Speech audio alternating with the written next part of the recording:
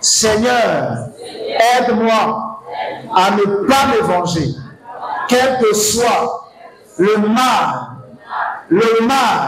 qui me sera fait. Donne-moi un cœur pur, un cœur bienveillant, un cœur compatissant, un cœur miséricordieux, au nom de Jésus.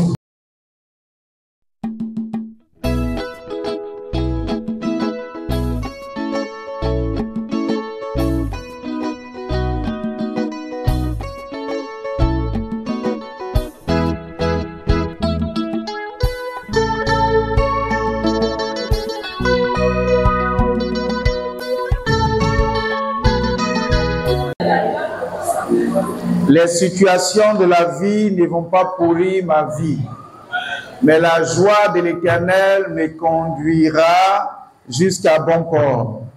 Amen. Alors ce matin, nous sommes encore à notre école de dimanche, notre temps de leçon d'échange.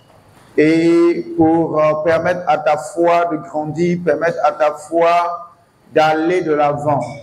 Amen. Ce matin, nous allons poursuivre. Nous allons prendre rapidement nos livres dans le livre de Lévitique, chapitre 19.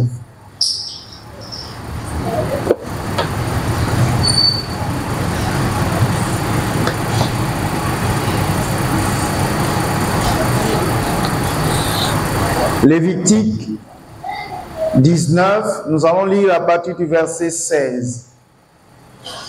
Amen. Nous sommes en train de parler des doctrines ou des enseignements qui sont contraires à l'évangile. Quand nous parlons de l'évangile, c'est l'Ancien Testament plus les enseignements de Jésus et les écrits des apôtres. Amen. Des apôtres et tout ce que nous avons. C'est ça l'évangile. Et dans l'évangile, nous avons un certain nombre d'éléments qui font le fondement de la foi chrétienne. Et nous devons pouvoir les connaître pour pouvoir déceler tout enseignement qui ne cadre pas avec la parole de Dieu. Que quelqu'un dise Amen. Alors ce matin, nous avons parlé des boucles d'oreilles, nous avons parlé des mèches, nous avons parlé du voile, nous avons parlé de parfum, nous avons parlé de quoi encore? Des bracelets, de tout ce que vous pouvez imaginer. Aujourd'hui, que l'on veut considérer comme des dieux étrangers, mais qui en réalité ne le sont pas. Et si nous sommes sur la terre, la Bible dit que à Dieu appartiennent l'or et l'argent. Donc quand on a l'or, on peut décider de faire de l'or ce qu'on veut. Une chaîne, une boucle d'oreille, un bracelet, etc., etc. Amen. C'est à l'homme de pouvoir travailler l'or ou le diamant selon son bon plaisir. Et c'est l'intelligence que Dieu a donnée à l'homme. Donc nous ne pouvons pas rejeter ce que Dieu a jugé bon pour l'homme. Amen. Mais nous avons dit qu'il fallait être modeste, ne pas être extravagant, ne pas exagérer. Venir à l'église avec des mèches de couleur orange, blanc, rouge. Non, il ne fallait pas exagérer. Venir à l'église avec des talons, quand tu portes, tu prends 2 mètres de plus. Non, il faut être sobre. Alléluia. Il faut être sobre. Sobre, c'est très important. Alors ce matin, nous allons progresser. Lévitique chapitre, j'ai dit combien? 19, nous allons lire à partir du verset 16. La Bible dit, tu ne répandras point de calomnie parmi ton peuple. Tu ne te lèveras point contre le sang de ton prochain. Je suis l'Éternel. Tu ne haïras point ton frère dans ton cœur. Tu auras soin de reprendre ton prochain, mais tu ne te chargeras point d'un péché à cause de lui. Tu ne te vengeras point, et tu ne garderas point de rancune contre les enfants de ton peuple. Tu aimeras ton prochain comme toi-même. Je suis l'Éternel. Amen. Alors ce matin, je voudrais qu'on aborde également l'aspect vengeance. L'aspect vengeance dans la vie du chrétien. Gloire à Dieu. Vengeance. C'est vrai que souvent nous le disons, tu es enfant de Dieu, il ne faut pas te venger. Mais est-ce que tu as conscience véritablement de cela? Et de plus en plus, il y a des enseignements qui viennent de manière sournoise encourager le chrétien à se venger. Mais qu'en est-il véritablement? Est-ce que c'est dans le plan de Dieu de voir un chrétien se venger? C'est ce que nous allons essayer ensemble de voir. Est-ce que déjà quelqu'un peut nous aider avec une définition de la vengeance? De manière terre à terre. Vengeance, la vengeance c'est quoi? Oui, Charlotte.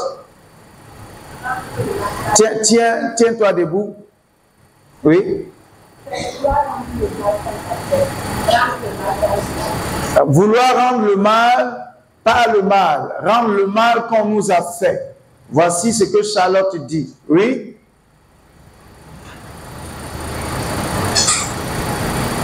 Parlez, parlez, parlez, parlez.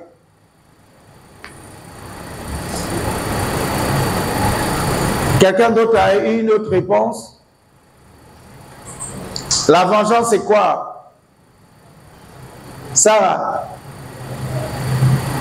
Je ne vais pas parler. Blessing, se venger, c'est quoi? La vengeance, c'est quoi? Se venger, c'est de rendre justice toi-même. Ok.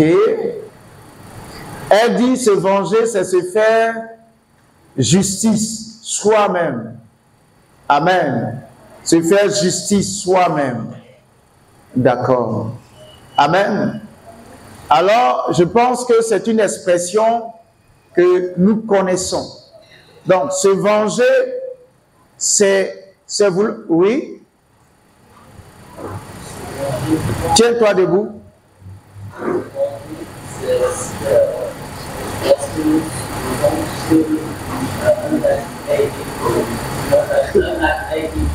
Un acte a été posé, oui.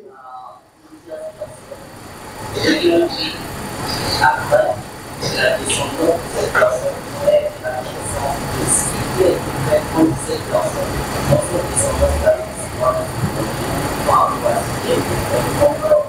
C'est là, dans ce milieu de la police, de ce passé, la partie à partir de la lignée familiale. On va de la père, la mère. Il y a des choses qui se répètent. Ok. Donc, les choses se répètent. Il peut y avoir des révélations qui vont se revenir à la surface. D'accord. Il peut y avoir des révélations qui peuvent revenir à la surface. Et quand ces révélations reviennent à la surface, donc les enfants qualifiés, c'est dans il y a une vérité qu'on leur a cachée, et c'est la plupart parlent dans l'éternel au commencement. Et dans cet éternel au commencement, on parle de terme, de la part des choses qui est la paix. Mais dans cette paix, il faut aussi savoir faire des compromis qui n'est pas la paix. Donc la confiance peut revenir à une chose, savoir que mon cœur ne soit pas une confiance. Donc la confiance peut avoir deux façons de Ok, donc toi, tu viens nous dire que la vengeance peut se tendre sur une période. Ce n'est pas du tic au tac, c'est ça. Ça peut ne pas être du tic au tac. Un acte est posé aujourd'hui et 20 ans, 30 ans, 50 ans après, ceux qui ont subi l'injustice peuvent vouloir rendre la pièce de la monnaie, c'est ça, à l'autre partie. Mais quoi qu'on dise, donc c'est l'action de vouloir retourner un mal qu'on nous a fait. Donc, que ce soit dans le temps ou que ce soit maintenant, c'est l'action de vouloir, j'ai aimé la définition de Blessing qui dit c'est le fait de vouloir se faire soi-même justice. Parce que derrière, quand tu regardes en tant qu'humain, ce qu'on t'a fait mérite d'être, tu mérites d'avoir une réaction. L'action mérite d'avoir une réponse, normalement. Mais le Dieu que nous servons nous dit que nous ne devons pas nous venger. Alléluia. Il y a des situations qui se produisent et lorsqu'on regarde, l'on a le droit de réagir, l'on a le droit également de faire quelque chose pour se sentir bien. Parce que quand tu ne le fais pas, ta nature humaine même ne supporte pas cela. Mais ce texte que nous venons de lire nous dit, dans le livre de Lévitique 19, la Bible dit d'abord, tu ne répandras point de calomnie. Nous n'allons pas parler de calomnie ce matin. Mais au verset 18, tu ne te vengeras point et tu ne garderas point de rancune contre les enfants de ton peuple. Tu aimeras ton prochain comme toi-même. Je suis l'Éternel. Moi, je vais ajouter ton Dieu. Alors, quand la Bible dit tu ne te vengeras pas, ce n'est pas retourner, ne pas se faire justice soi-même. Mais Dieu continue dans la suite et dit, tu ne garderas pas rancune. Parce que souvent on ne se venge pas, mais dans notre cœur, on a quelque chose contre la personne. Vous me suivez? Bon, c'est à cause de Dieu, hein? C'est à cause de Dieu, hein? Sinon toi, tu me connais. Et on dit ça, et on le pense qu'on a laissé passer. Mais dans nos réactions, dans nos propos plus tard, l'autre remarque qu'en réalité, l'histoire qui s'est déroulée, tu n'as pas laissé tomber. C'est pourquoi la Bible dit que non seulement tu ne te vengeras pas, mais en plus de cela, tu ne garderas pas rancune dans ton cœur contre quelqu'un du peuple. Ça, c'est l'Ancien Testament. Donc, quand l'Ancien Testament dit tu ne garderas pas rancune contre ton frère, contre ta sœur, parce que vous êtes du même peuple, dans l'Évangile, Jésus va plus loin. Et il dit, il ne parle pas seulement du peuple, mais il parle du prochain. Parce que quand la Bible finit par dire tu aimeras ton prochain, il peut être ton frère en Christ de l'Église, comme également quelqu'un qui ne connaît pas, qui ne fréquente pas ton Église. Donc, la vengeance dans le Nouveau Testament, ce n'est pas seulement, la Bible ne dit pas de ne pas te venger contre ton frère en Christ, mais quand c'est un païen, tu peux te venger. Non. Que ce soit un païen, que ce soit un chrétien, tu n'as pas le droit de te venger. C'est ce que la Bible nous recommande. Alléluia. Ils t'ont fait du mal, c'est vrai. Ils t'ont fait perdre des opportunités, c'est vrai. Ils t'ont calomnié, c'est vrai. Ils ont menti sur toi, c'est vrai. Mais la Bible dit, toi, en tant que son fils, tu n'as pas le droit de te venger. Mais comme je le disais tantôt, aujourd'hui, de plus en plus les chrétiens se laissent aller à la vengeance. Se laissent aller à la rancune. Ce que tu m'as fait là, je ne vais jamais oublier. Et il y a même des chrétiens qui tiennent ce langage. Même si Dieu descend, je ne laisse pas. Quelqu'un a déjà eu ce langage? Ce n'est pas chrétien. Et ce langage ne plaît pas à Dieu. Alléluia. Ce langage ne plaît pas à Dieu. Alors j'ai envie de dire,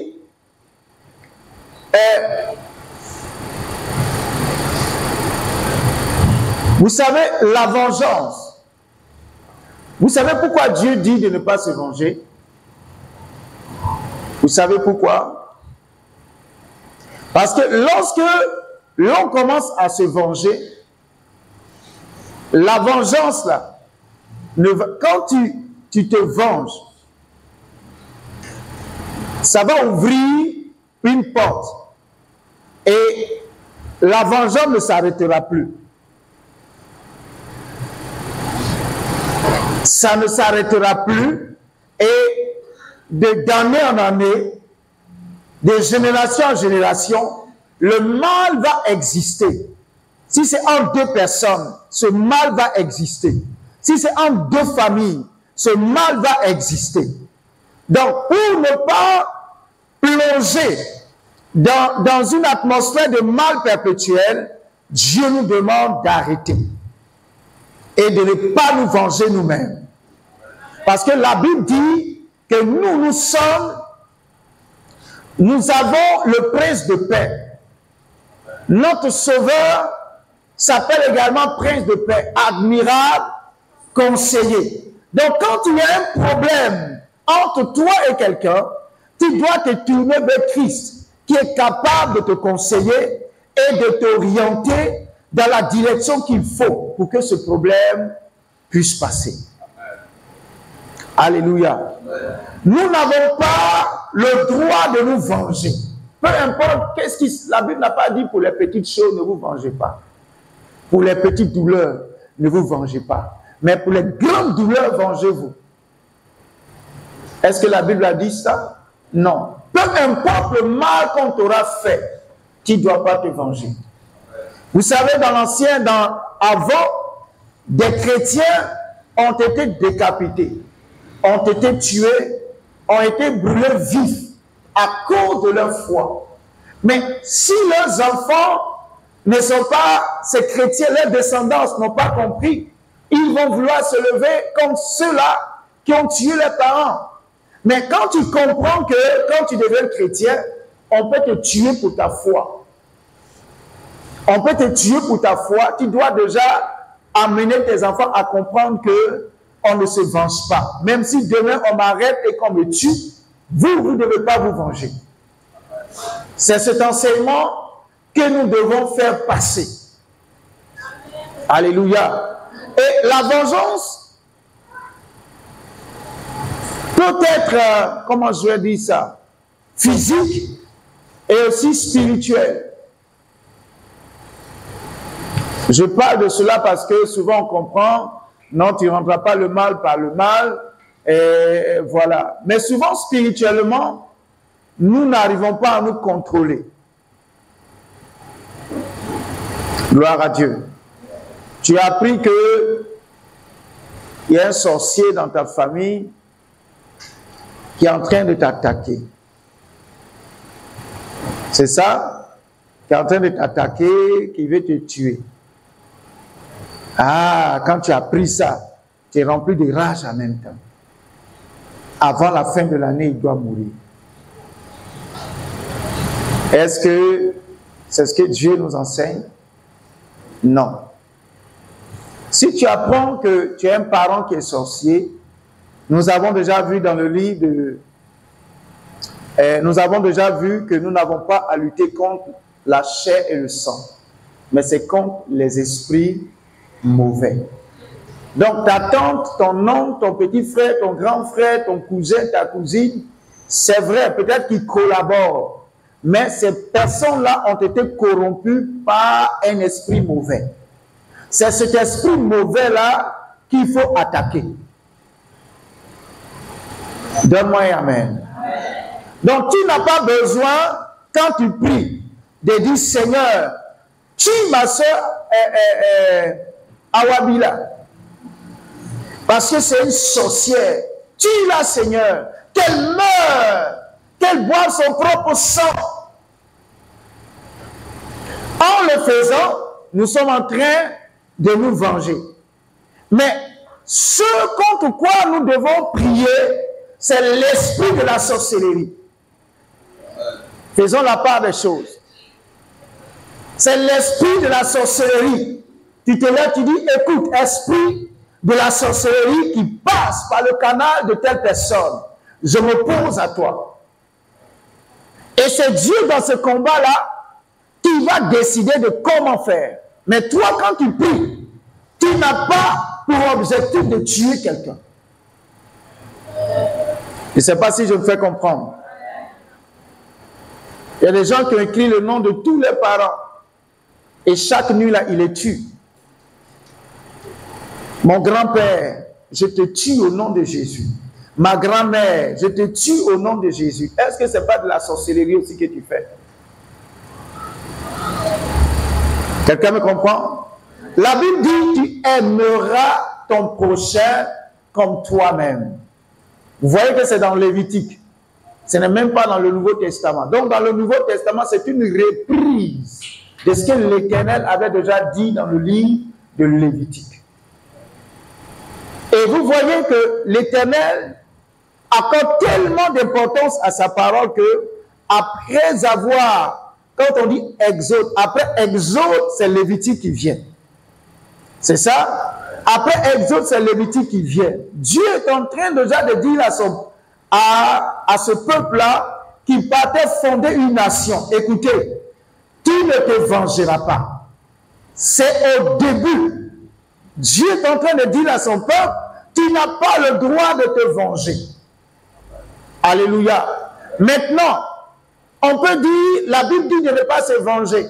Mais comment arriver à ne pas se venger? C'est ça la véritable question. Comment arriver à ne pas se venger? Gloire à Dieu. Il y a beaucoup de textes que nous allons lire. Nous allons lire sur cet élément. Comment y arriver? Vous savez, pour ne pas se venger, il faut d'abord que nous arrivions à comprendre l'amour que Dieu a manifesté pour nous. Lorsque nous comprenons cet amour-là, parce que la Bible dit que par nos offenses, nous étions morts. Et Christ est mort pour nous. Nous ne méritions même pas d'être sauvés, mais Christ nous a sauvés quand même. Et pour arriver également à ne pas se venger, il faut travailler à être rempli de la nature de Dieu. Amen. Il faut travailler à être rempli de la nature de Dieu. Et arrêter de dire, je suis comme ça. Moi, c'est comme ça que je suis. Non. Tant que tu dis, c'est comme ça je suis, tu n'es pas en train de progresser. Parce que la progression, notre progression doit tendre vers Christ. Amen. Alléluia. C'est pourquoi, lorsqu'on est de bons chrétiens, on est un bon chrétien, on ne devrait pas avoir de problème avec nous. On ne devrait pas avoir de problème avec nos proches. Nos proches peuvent avoir des problèmes avec nous. Mais nous, on est en paix avec eux. Je ne sais pas si je me fais comprendre. Parce que la paix, ce n'est pas d'abord dans la bouche, mais c'est dans le cœur. Donc, c'est de travailler à être en paix dans ton cœur avec même les personnes qui essaient de te faire du mal. Et quand tu sais que tu as la protection de Dieu, tu ne devrais pas les craindre. La Bible dit, si Dieu est avec nous, qui peut terminer? Et si Dieu est avec nous, de qui aurais-je peur? Amen. De qui aurais-je crainte? Mais souvent, c'est la crainte qui fait que nous voulons nous venger. Alléluia. C'est pourquoi également, quand la Bible nous parle des fruits de l'esprit, les fruits de l'esprit nous aident à pouvoir nous maîtriser et à ne pas nous venger. Amen.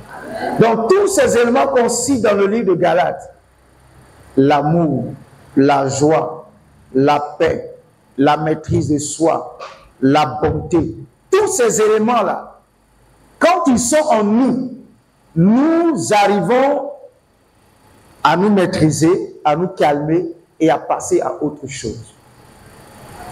Alléluia. À passer à autre chose. La vengeance de l'homme ne vient pas de Dieu. C'est pourquoi Dieu dit, à moi la vengeance.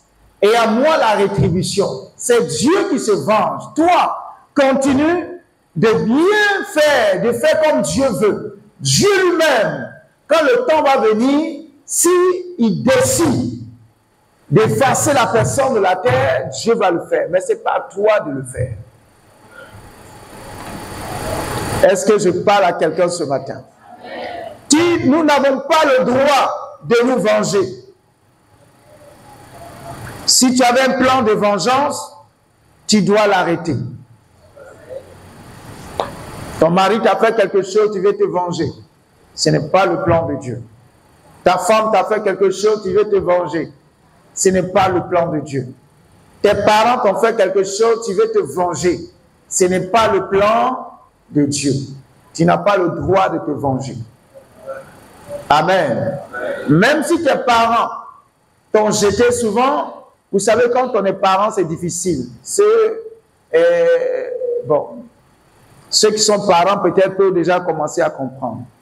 Souvent, tu mets ton enfant au monde, tu le scolarises, tu investis dans sa vie. Et puis, il arrive en 4e, 3e, voici grossesse. Quand c'est une fille. Et souvent, c'est pourquoi je dis, ce monde-là réserve beaucoup de difficultés aux femmes sur certains aspects qu'aux hommes. Donc, quand la fille revient à la maison avec la grossesse, le papa, tellement énervé, il prend tes bagages et il te dit, sors de chez moi. Tu sors, tu vas, tu trouves le monsieur qui disait qu'il était amoureux de toi. Sans toi, je ne peux pas dormir. Tu es mon soleil de minuit. Tu arrives maintenant, il dit, tu fais quoi ici? Fous-moi le camp. C'est pas moi. Et voici ton cœur est brisé. Ton cœur est brisé. La personne sur qui tu comptais, et de temps en temps même tu comptais sur lui pour parler mal à ta maman et à ton papa. Aujourd'hui, tu penses qu'il va te défendre, il t'abandonne. Et vous savez, il y a des jeunes filles courageuses, abandonnées par la famille, abandonnées par le copain, par le responsable de la grossesse, restent dans les rues, se débrouillent jusqu'à enfanter, prennent soin de l'enfant et commencent à faire de petites choses et finalement ces personnes-là réussissent. Et quand ces personnes réussissent, voici les parents maintenant qui viennent. Pardon, on ne sait pas ce qui nous a pris.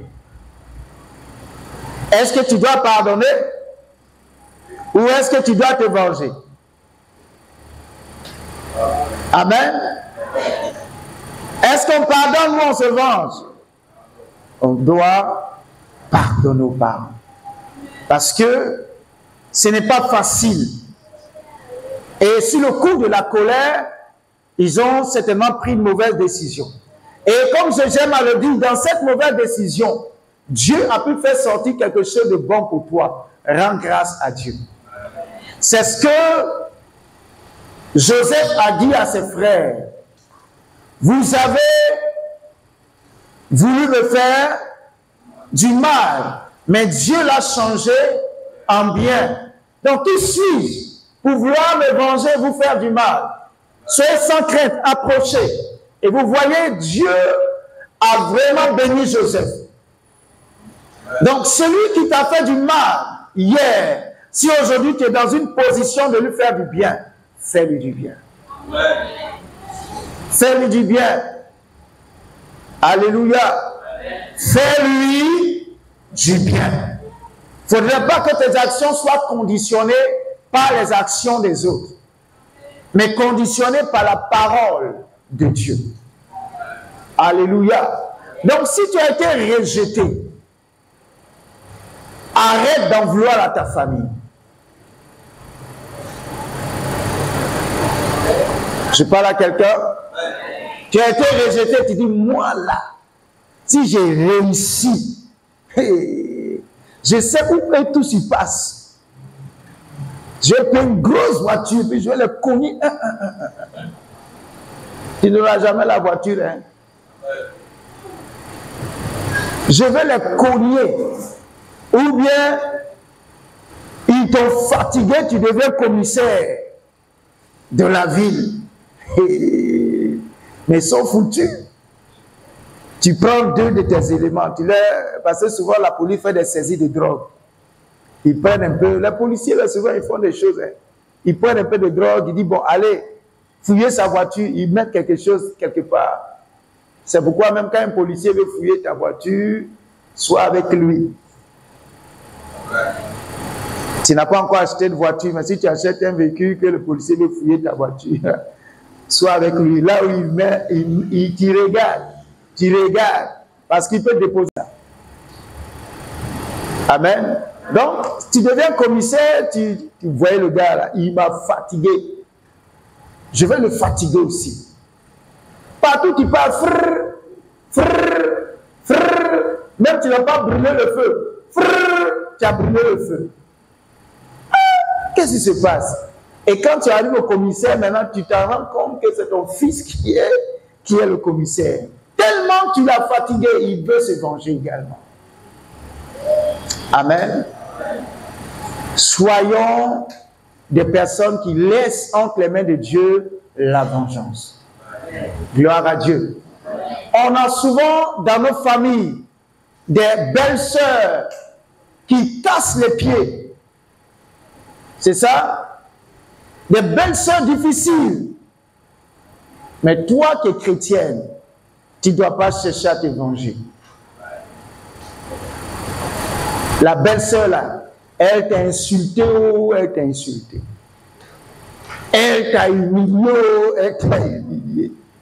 Et puis demain, sa bénédiction doit passer par toi. Tu vas laisser passer ou bien tu vas bloquer. Il y a certains qui disent, pasteur, tu ne me connais pas d'abord. Ça n'a qu'à se faire seulement. Tout ce que tu racontes là, ça n'a qu'à se faire, tu vas voir. Amen. La Bible dit, c'est lorsque nous allons aimer que nous serons vraiment les disciples de Jésus. Ce n'est pas forcément lorsque nous allons faire des miracles, mais c'est lorsque l'amour de Dieu sera véritable dans notre cœur que nous allons nous identifier à Dieu. Donc, peu importe là où tu te trouves, tu dois manifester le pardon et l'amour. C'est pourquoi je vous disais tout à l'heure que c'est le fruit de l'esprit qui peut nous donner de ne pas nous venger. Si tu n'as pas le fruit de l'esprit, frère, tu vas te venger tous les jours. Est-ce que vous savez la douleur qu'on ressent quand quelqu'un nous blesse? C'est terrible. Regardez, ce texte déjà parle de, quand on prend dès le début, la Bible dit, tu ne répandras pas de calomnie, c'est ça, parmi mon peuple. Quand tu apprends même que quelqu'un a raconté des histoires sur toi, déjà, comment tu te sens? Souvent, ça peut être vrai, même quand c'est vrai ou faux, tu te sens toujours mal. C'est ça?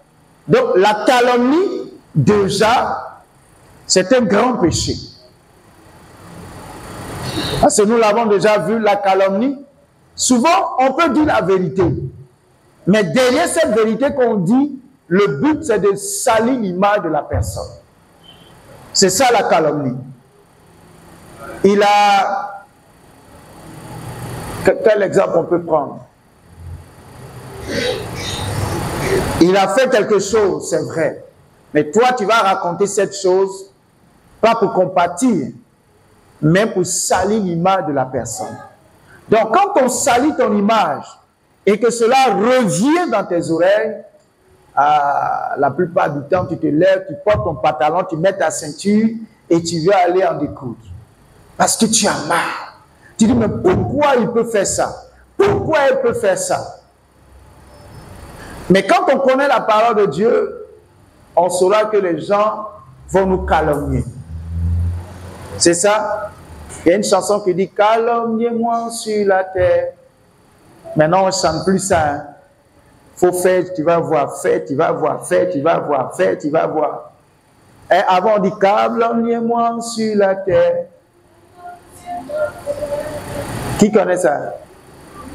Ah, c'est les chrétiens de la nouvelle génération, on ne connaît pas. C'est Dieu, Dieu ne pile pas foutu. Tellement on aime manger foutu. Donc, quand tu dis que calomniez-moi sur la terre, injuriez-moi sur la terre, ce n'est rien. Donc, quand ça se produit, tu sais que toi, on peut te calomnier. Donc, la calomnie de ta personne ne devrait pas te pousser à commencer à faire n'importe quoi. Alléluia. Même à l'église, si tu apprends qu'on t'a calomnié, c'est que tu deviens important. Amen. Est-ce que vous pensez que quelqu'un va aller s'asseoir quelque part pour commencer à parler mal de Samuel? Répondez-moi. Ou bien aller s'asseoir, je vais m'asseoir chez Jean d'Arc. Et puis il dit, Mohamed là même, cet enfant-là, tu vois comment tu as vu sa chaussure. Souvent même on ne remarque même pas ce que les enfants portent. Donc, mais quand on commence à devenir important, c'est en ce moment-là que les gens commencent à s'intéresser à nous. On commence à remarquer des choses sur nous. On commence à prêter attention à nous. Ça peut être une responsabilité que tu occupes. Ça peut être une grâce dans laquelle Dieu t'a fait entrer. Ça attire l'attention des gens. Et on va commencer à dire des choses te concernant. Donc, si tu n'as jamais entendu qu'on t'a calomnié, il faut prier Dieu pour qu'on te calomnie. Ça veut dire, quand je dis prie Dieu pour qu'on te calomnie, prie Dieu pour devenir important. La Bible, pas la Bible, nos grands-parents ont dit qu'on ne jette jamais un caillou dans un manguier qui ne porte pas de fruits. Si tu vois quelqu'un jeter un caillou dans un manguier qui n'a pas de fruits, peut-être il y a un oiseau qui est assis là-bas. Forcément, le caillou va quand il gagne un intérêt, quand on voit quelque chose. Donc, si on te calomnie, si on dit des choses te concernant, rends grâce à Dieu. Parce que tu es en train de devenir quelqu'un. Amen. Mais il ne faudrait pas aussi que ce soit tout le temps des choses qu'on raconte sur toi qui soient vraies. Amen. Je prie que tout ce qu'on va raconter sur toi là soit toujours faux. Ou que tu ne le fasses pas sciemment. Amen. Par exemple, on peut dire que toi, tu aimes te moquer des gens. Mais en réalité, toi, tu sais que tu te moques de personne. Amen. Parce que tu aimes rire aux éclats. Ceux qui aiment rire aux éclats, là, souvent vous avez des problèmes. Hein? Quelqu'un part, tu ris net. Ça, je suis sûr que c'est moi.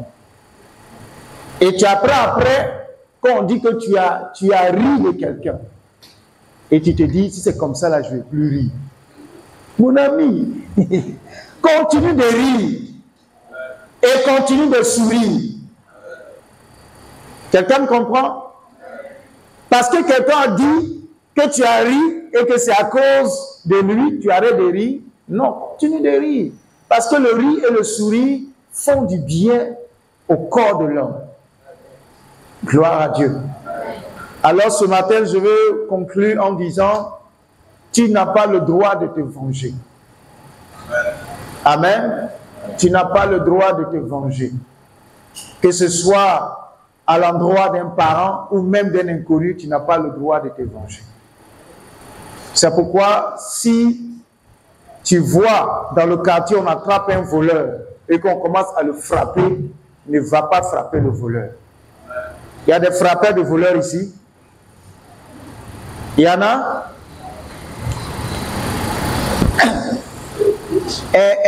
Ma télévision qu'on a volée là, c'est toi. Non, il y a la police qui est là pour faire ce travail. Gloire à Dieu. Il y a des gens qui frappent les voleurs jusqu'à les tuer. Nous n'avons pas le droit d'ôter la vie à quelqu'un. Amen. La police est là. Ne t'associe jamais aux personnes qui veulent lyncher un voleur. C'est toi-même, on t'envoie, va payer l'essence là, à la station, puis tu démarres aussi ta moto, broum, broum, broum, tu t'en vas. Si Dieu t'aime, on va te cogner quelque part, puis tu vas te blesser, rester là-bas.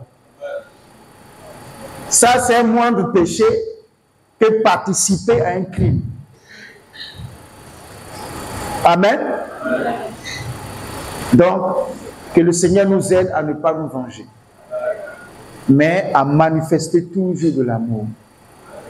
Toujours de l'amour. Toujours de l'amour. Là où on te fait du mal, toi fais le bien. Amen. Mais tout ça, ça va se faire, ça va être possible lorsque le fruit de l'esprit sera réel dans ton cœur. Sans cela, bien aimé, tu ne peux pas te lever de toi-même pour dire je ne vais pas me venger, ce n'est pas possible. Est-ce que tu peux acclamer le Seigneur?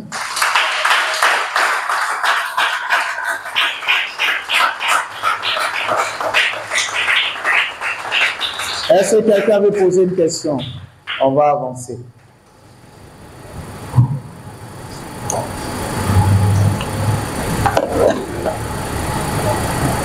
Ok, Elodie.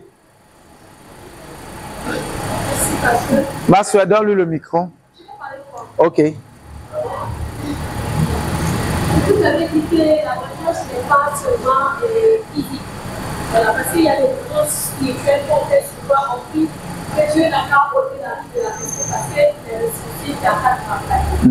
Mais il arrive souvent que tu as fait une certaine limite, un certain niveau, où tu fais des bienfaits à Dieu. Seigneur, je ne veux pas demander, je ne veux pas faire de mal à la personne, mais je veux que tu exposes la personne afin qu'on puisse voir que ce n'est pas mal. Est-ce que ça c'est normal? Je fais une prière, je dis à Dieu, voilà ce que je dis toi, mais je veux que tu exposes la personne au ciel de tout le monde, pour que je puisse voir que c'est pas ça. Parce que ça arrive après une vidéo. Ok. Et là, il arrive des moments aussi, je dis à Dieu, Seigneur, sois juste entre moi et la personne. Est-ce que c'est ce danger? Ok. Mais voilà un autre cas aussi, que bon, à l'époque des choses, mais je ne sais pas si c'est le danger. Parce qu'il s'est trouvé que je suis en vie. Au niveau de la séance, quand j'étais à l'espace de en 2020. Ok. Maintenant, pendant que j'ai changé avec mon supérieur général, conseiller la scolarité des choses, et le supérieur qui s'est fait comme ça, dans le conseil, a dit des choses qui ne m'ont pas plu. Mais tellement j'étais à un niveau de l'étudiant, j'ai dit, monsieur le supérieur, si vous ne faites pas ici, je serai comme tu seras? Je serai un rond-point dans ma vie. Un rond-point. Voilà, parce qu'il va tourner pour que les gens écoutent la service, je vais les séparer. Ok. Quand je lui ai dit le jour-là, il s'est senti vraiment qu'il est revenu à la réserve, il a dit je vais demander à la c'est pas ça. Et moi, mais j'étais à un certain niveau. Et j'ai pas même pensé qu'est-ce que c'était le temps. Parce qu'en réalité, j'étais à un certain niveau. Donc, je n'ai pas pu me faire, je l'ai dit. Ok. D'accord. Donc, elle a posé 3 problèmes, c'est ça? Les 2 premiers, peut-être, peuvent se ressembler. Le premier problème, c'est que nous avons dit que la vengeance peut s'étendre également sur le plan spirituel. C'est ça? Donc, elle dit qu'il peut arriver que tu pries pas pour demander que le Seigneur tue la personne, mais demander que Dieu expose la personne pour que la vérité éclate au jour. Et deuxièmement, c'est ça. Deuxièmement, c'est bon, sois juge entre moi et la personne, parce que la personne ne me comprend pas. Moi aussi, je ne comprends pas la personne. Donc, on demande à Dieu de trancher. Amen. Et troisièmement, le fait d'avoir réagi spontanément à une situation qu'on n'a pas aimée, est-ce que c'est se venger? Il y a 3 situations. Est-ce que quelqu'un peut répondre à une des 3? On va avancer. Mais Elodie, tu as des paroles fortes, hein? Être le rond-point de quelqu'un. Ah, c'est fort. C'est fort. Oui, Jérôme?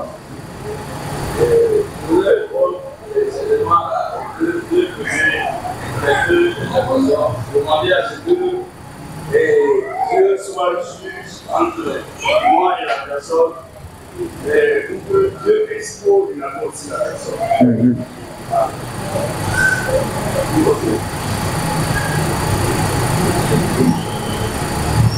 Et moi, je dirais là que ce n'est pas cet objet de faire la prière et demander à ce que Dieu soit juge. Et la Bible, dans la Bible, en tant que lit les choses de David, David a demandé à ce que le Seigneur lui-même soit juge. Il dit, c'est pas ce que je fais.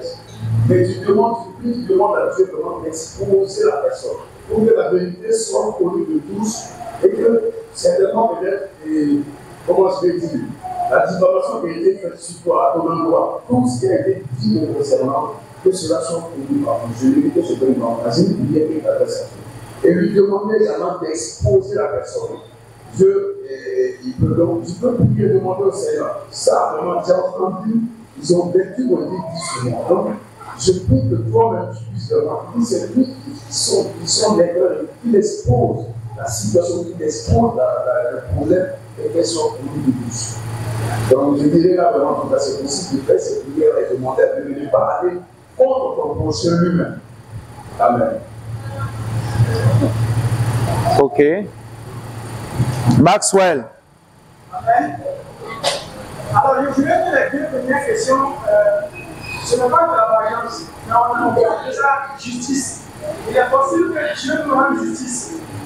Parce qu'on a accusé à tort. Et il faut que la vérité soit déclarée au grand jour. Et pour cela, il faut l'aide de Dieu. Donc, se prier et adapter pour demander à Dieu de rendre justice. C'est différent de la variance.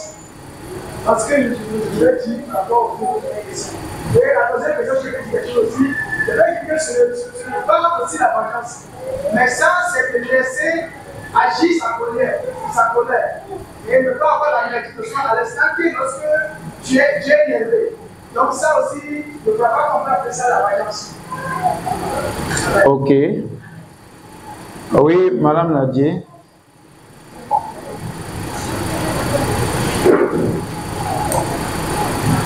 Amen. Pour ma part, la troisième question de l'église, pour moi, ça peut être considéré comme de la violence. Parce que du moment où tu dis à la personne, sous le feu de la colère, que tu seras un rond-point pour lui, ça veut dire qu'un jour, si la personne a besoin de toi, et là, il va te connaître. En tout cas, pour moi, c'est de la violence.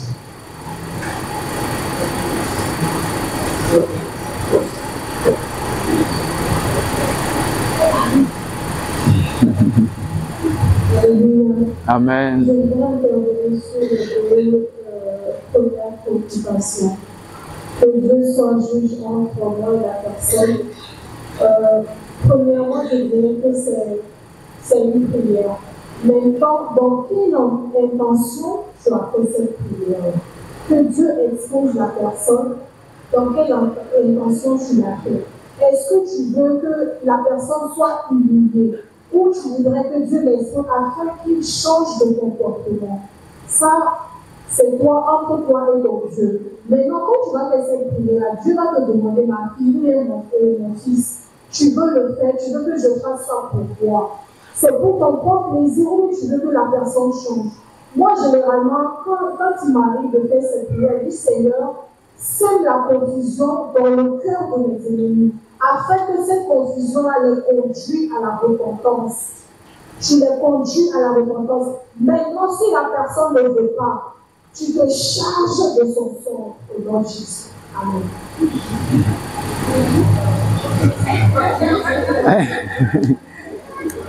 Ma fille a profité pour mettre le feu là. Oui, Chris veut intervenir. Sois bref. Hein. David et Goliath. Oui. David s'est vengé parce que Goliath a fait du mal à peu d'Israël. Donc Israël ne connaît pas ce qu'on appelle du pardon. Quand il venge, il venge.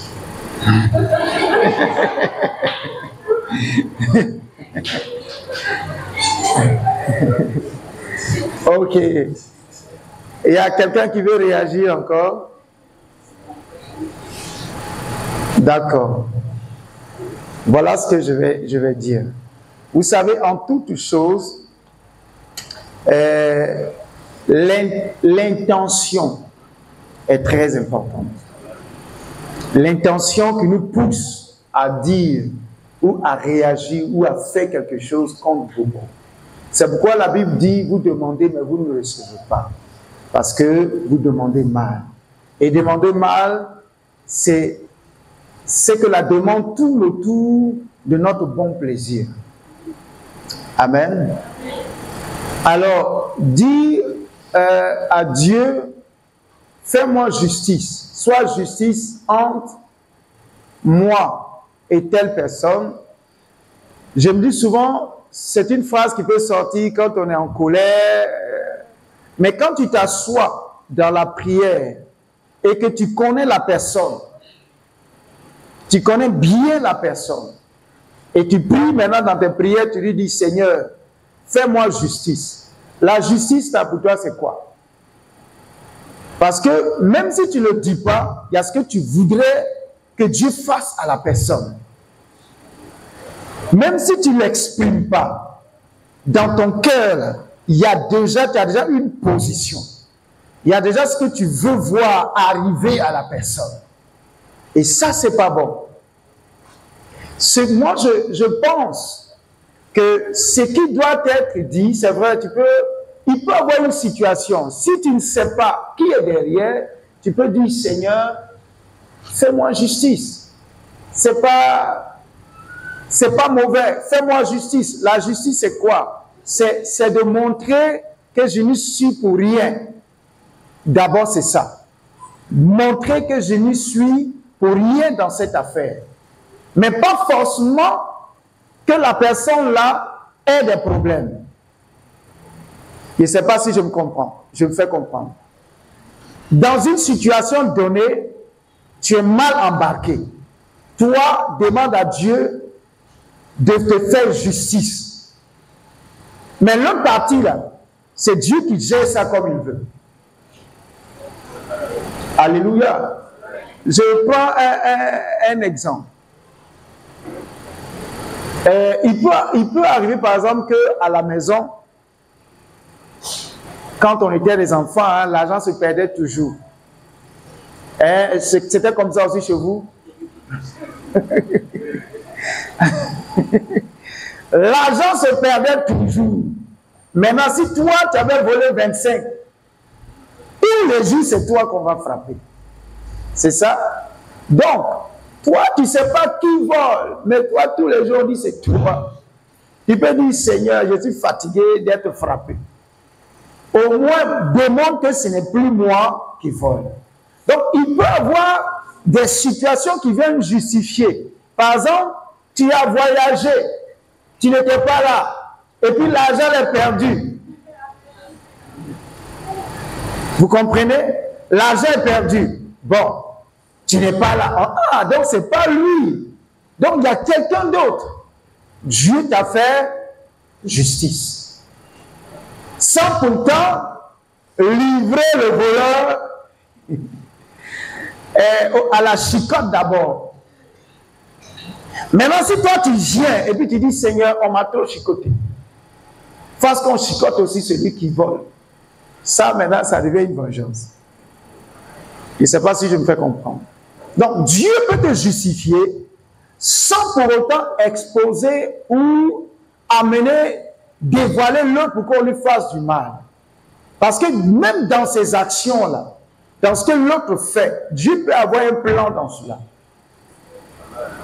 Et autant marqué, Dieu va le toucher. C'est pourquoi nous avons dit que le temps de Dieu est le meilleur, mais dans la pratique, nous ne le pensons pas. Donc, fais-moi justice.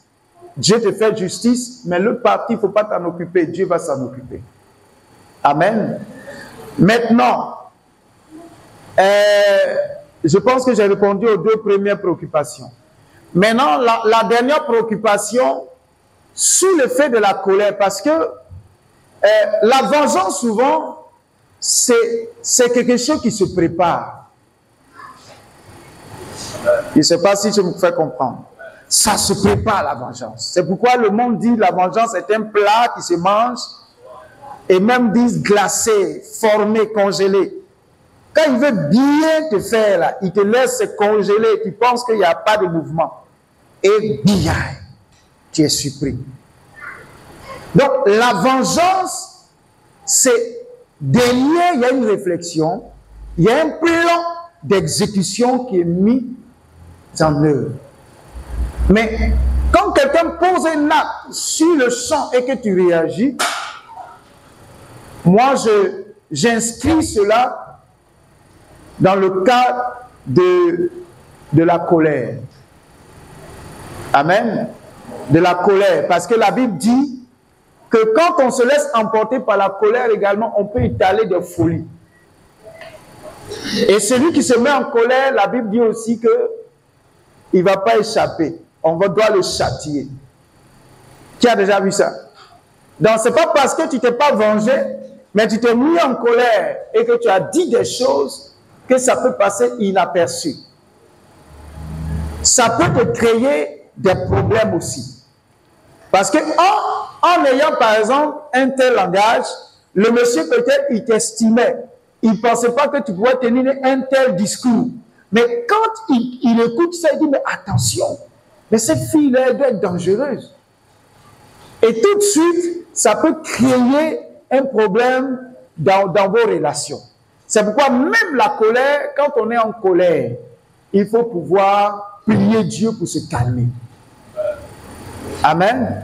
Il faut prier Dieu pour se calmer. Et le meilleur remède, quand tu es en colère, il faut sortir. Ou bien tu laisses la personne et puis tu t'en vas.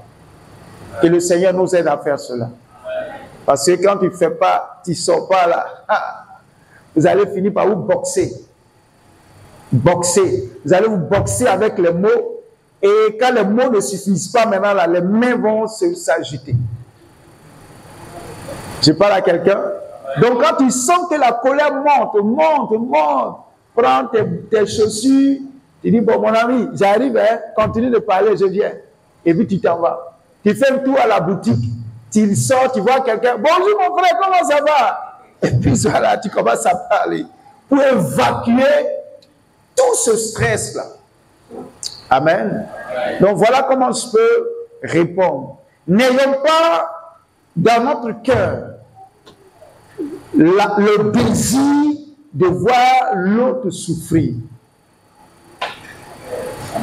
Parce que souvent, derrière l'esprit de rends-moi justice, tu vois la personne là en train de tout perdre. La personne là en train de devenir pauvre. La personne là en train d'être malade. La personne en train de perdre son mari. En train de perdre sa femme. En train de perdre ses enfants. Ça, c'est de la vengeance. Amen. Quelqu'un, je prends un exemple.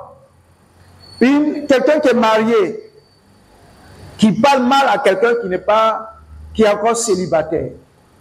Et puis tu vas, tu dis, Seigneur, fais-moi justice.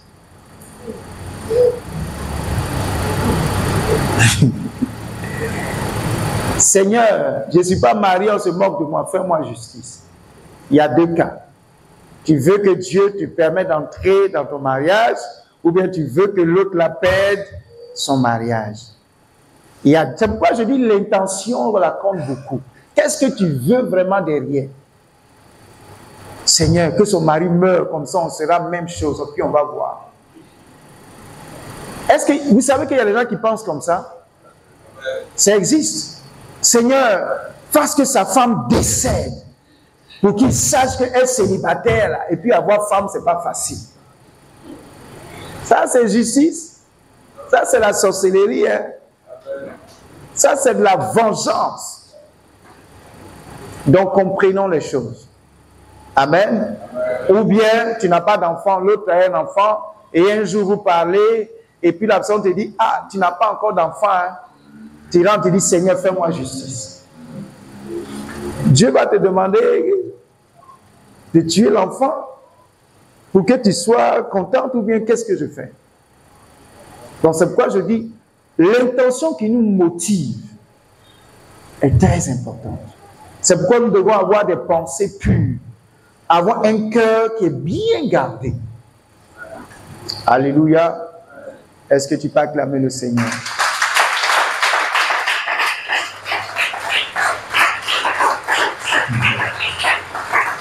Maintenant, après de Goliath, David, là, et on doit se venger là. Toi et moi, on va se voir. Amen. Toi et moi, on va se voir. Oui, maman veut poser une question.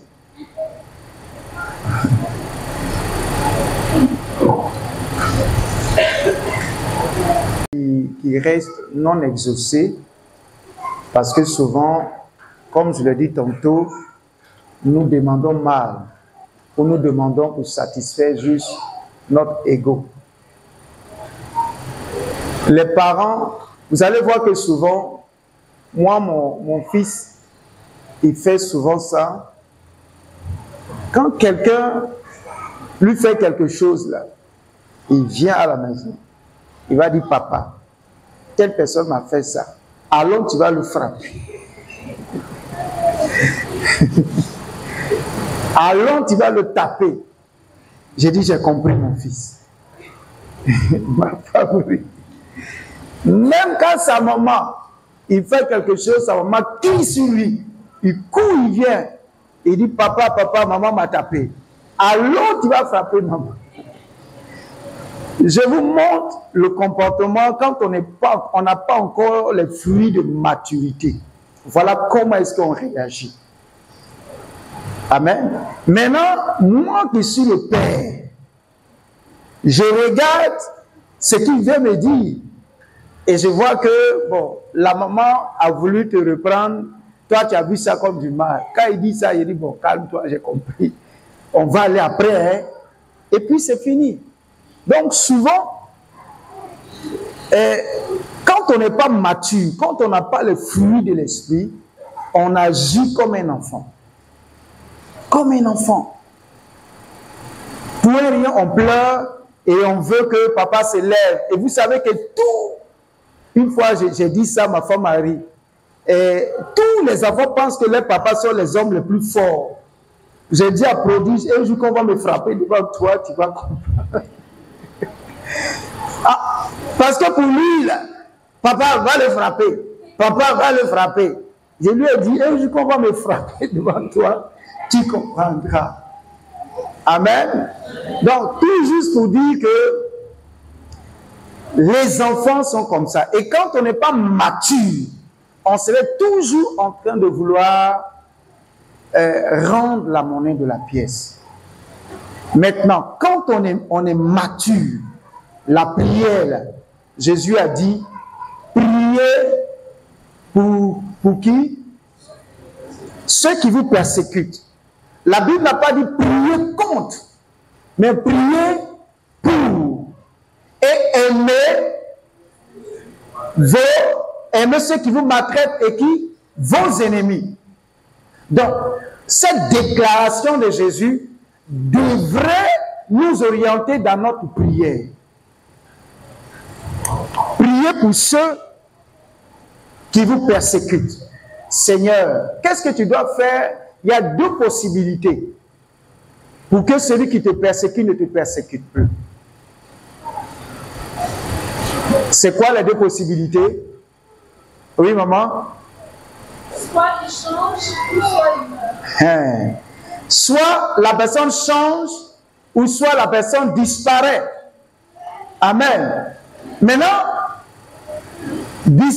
disparaître là, ça peut être la mort, mais même si la personne ne change pas, Dieu peut faire que la personne s'éloigne de toi. Il y a cette possibilité aussi. Amen. Donc quand tu pries, c'est de dire, Seigneur, cette personne me fait souffrir. Je te confie ma vie. Cette souffrance-là, tu peux l'arrêter. Et c'est Dieu qui décide. Amen. Mais je prie pour ce frère, je prie pour ce parent, je prie pour cette personne qui me persécute, qui me fatigue. Quand nous prions avec un cœur pur, Dieu va toujours faire quelque chose pour nous. Amen. Dieu va toujours faire quelque chose. Mais quand on rentre dans la prière avec la volonté de tuer les gens, de voir les gens perdre, Seigneur, je suis pauvre, dans ma famille, on se moque de moi. Au lieu de dire, Seigneur, montre-moi les voies pour devenir riche. Seigneur, fasse que tous ils perdent leur travail. Comme ça, là, je verrai que tu es un Dieu de justice. C'est ça? Non. Seigneur, tu vois, je n'ai pas de travail. Et ma situation me met dans des difficultés. Aide-moi à avoir du travail. C'est simple. Sans pour autant vouloir que l'autre perde son travail. Gloire à Dieu. Voilà comment je peux répondre. La pureté de notre cœur, la bonté de notre cœur va nous orienter dans la prière. Alléluia. Moi, j'ai demandé la mort d'une personne depuis que je suis converti et je regrette. Bon, pas une, deux. Et ces personnes sont mortes et ça me fait mal. La première personne, c'était un vieux au village, un grand sorcier. J'étais fatigué, j'ai dit, Seigneur, élimine-le. Et il est mort. Il y avait une dame également qui était à Abidjan, qui était atteinte d'une maladie incurable. Bon, j'étais beaucoup jeune, hein, et en ce moment-là, je réagissais comme prodige. Quand quelque chose ne me plaît pas seulement, il dit, papa, papa. Donc, la sœur, elle a fait tous les traitements à Abidjan. Il n'y avait pas de gain de cause. Elle avait commencé à perdre ses cheveux. Vous voyez, quand on est malade jusqu'à un certain niveau, les cheveux deviennent mous comme pour les bébés, là. Ses cheveux étaient comme ça. Donc, à Abidjan, les frères qui étaient là-bas ont décidé qu'elle rentre au village pour essayer de se traiter et puis se préparer pour mourir. Donc, elle est venue. Son petit frère, qui est pasteur aujourd'hui, qui avait commencé à prier avec moi à la cellule, est venu me voir et a dit, ah, frère, il y a ma grande soeur qui est rentrée d'Abidjan, elle est malade. Ils ont tout fait. Mais ça ne va pas. J'ai dit, ok, envoie-la à la cellule. Et elle est venue à la cellule un soir, un dimanche soir, je me souviens très bien. Et quand elle est venue, je l'ai placée au milieu de la cellule. On était une dizaine. On n'était pas nombreux. Au milieu de la cellule. Et on a adoré, on a chanté. Et j'ai prié pour elle. Et je lui ai dit, va, tu es guéri. Bien-aimé, 3 jours après, son aspect a changé. Sa chevelure, ses cheveux ont commencé à devenir gros grains. Elle s'est rétablie. Et avant de partir, elle a commencé à nous persécuter. Elle a commencé à dire, vous là, arrêtez vos prières là, c'est quoi ça? C'est n'importe quoi. Elle a commencé à nous persécuter. Jusqu'à elle est retournée à Abidjan. Quand elle est retournée à Abidjan, elle interdit à son frère de venir prier. Donc son frère est venu me voir. Oui, ma grande sœur me fatigue. J'ai dit, bon Seigneur, il faut la laisser mourir. Et puis elle est morte. Mais aujourd'hui, quand je pense à ça, ça me fait mal. Amen. Je vais plutôt dire, Seigneur, touche son cœur. Parce que Dieu l'a guéri, mais Dieu n'avait pas encore touché son cœur. Et Dieu était capable de toucher son cœur. C'est pourquoi, avec ces 2 expériences-là, j'ai dit, moi, je ne prierai plus pour la mort de quelqu'un. Amen. Parce que la guérison qu'elle a reçue, là, c'est moi qui lui ai donné. C'est Dieu. Donc, je peux demander à Dieu également de toucher son cœur. Et Dieu va le faire. Mais pas, tu sais, quand tu as l'impression que tu as fait du bien à quelqu'un, et puis la personne est en train de te persécuter. Ah! Tu dis, Seigneur, envoie le feu! Et vous savez aussi, quand tu es nouveau converti, là, et puis tu insistes trop sur quelque chose, Dieu fait. Souvent. Les parents toujours, savent de quoi je parle. Tu vas au supermarché avec ton enfant, je veux ça, je veux ça, je veux ça, je veux ça. Tes pauvres 500 là, tu vas finir par enlever 200 payés pour lui donner. Les parents, c'est ça? C'est ça? Maman Nadine, toi-même tu es foutu. Ça, je sais que quand tu sors souvent là, tu dis restez là-bas, restez là-bas. Sinon, maman Yahoo, maman Frigolo. Et puis tu es obligé, oh, vous le même, il y a quoi même? Parce que tu veux avoir la paix. Donc souvent quand tu veux avoir la paix là, il fait et puis il vous laisse. Amen. Donc voici ce que je dis, ayons un cœur pur. Et si nous avons un cœur pur, nous n'allons pas chercher le mal de quelqu'un. C'est pourquoi je dis souvent, il y a des pasteurs par exemple, quand ils ont des fidèles qui commencent à mal se comporter, ils commencent à prier contre eux. Moi je ne sais pas faire ça. Ou bien un fidèle qui travaille, qui ne paye pas sa dîme. Il y a des pasteurs qui prient pour que les fidèles payent leur travail. Vous avez vu, on a reçu 2 prophètes la dernière fois. Vous avez écouté un peu. Vous avez vu. Il dit le gars ne va pas mourir parce qu'il a ses 1 million dans sa poche. S'il n'y avait pas 1 million dans sa poche, il y a longtemps, il est mort. J'ai dit, ouais, mais souvent aussi, il faut des gens comme ça. Amen. Que le Seigneur nous bénisse. Donc, ayons un cœur pur et vous allez voir que Dieu va faire des choses extraordinaires dans notre vie. Et tout ce qui nous arrive, souvent de douloureux, Dieu a toujours un plan à l'intérieur. Amen. On va s'arrêter là. Seigneur, aide-moi à ne pas me venger, quel que soit le mal qui me sera fait. Donne-moi un cœur pur, un cœur bienveillant, un cœur compatissant, un cœur miséricordieux. Au nom de Jésus, tiens-toi debout et acclame très fort le Seigneur. Pendant que